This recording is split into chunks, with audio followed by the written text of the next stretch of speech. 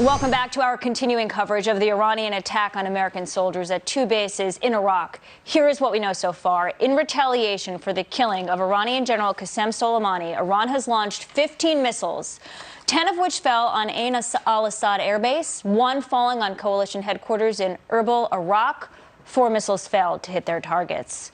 U.S. military officials reporting there were no U.S. casualties in either of those strikes. Iran's Supreme Leader Ali Khamenei addressing the attack, calling for U.S. troops to leave the region, and said resuming nuclear talks would only pave the way for U.S. dominance in the Mideast. Joining me now, Jessie Jane Duff, a retired gunnery sergeant in the U.S. Marine Corps. Jessie Jane, thank you for coming on.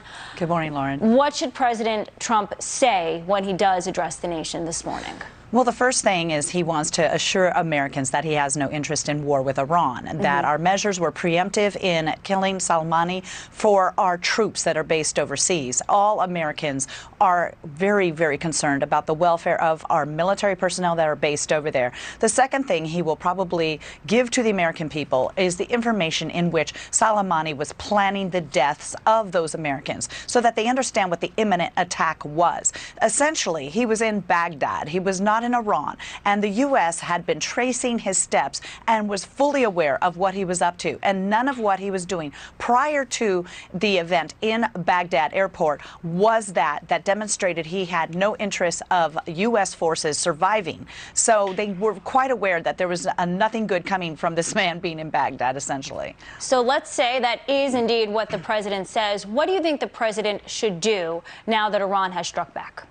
Well, the strike was quite obviously not intending to kill American forces. I think this was more of Iran demonstrating to its people that they are strong and bad and very, very capable of defending themselves, to try to reassure their own forces that they have strength against the military might of the United States. None of the targets that they had aimed at had a death toll for Americans. However, we also know that if they were serious about killing U.S. personnel, they could have done just that. We have lots of military personnel in the Middle East. We have 5,000 in Iraq, but there's probably about 50,000 based throughout the entire region. So now we have to watch what their next steps are. I don't expect the president to retaliate against any Iranians and have any death toll. And in fact, he may not even strike back. Simply put, he knows that this was just their way of trying to save some form of face.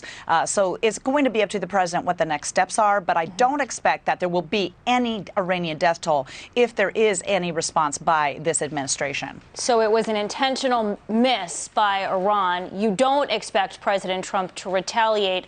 Do you expect Iran to retaliate further in different ways? Specifically, what happens to the 4 Americans held hostage in Iran? Well, you know, that's a very good question. We have proxies from Iran throughout the region. We know that Hezbollah could have attacks, and there's a wide range of the Houthi rebels. There's many ways that the Iranians can go after U.S. interests. But they do know now that President Trump keeps his word. If any American blood is shed, such as the contractor on December 27th, there will be a force of retaliation. We have the Harry S. Truman carrier group off the shores. We have a submarine. We have hundreds of Tomahawk missiles that are already pre-planned and programmed to their targets. So it is not necessarily a risk that Iran wants to take. Our targets could be hit very accurately. However, the president may go after those missile sites where those 15 sites were located, and that would be that. Jessie Jane Duff, thank you very much. Thank you, Lauren.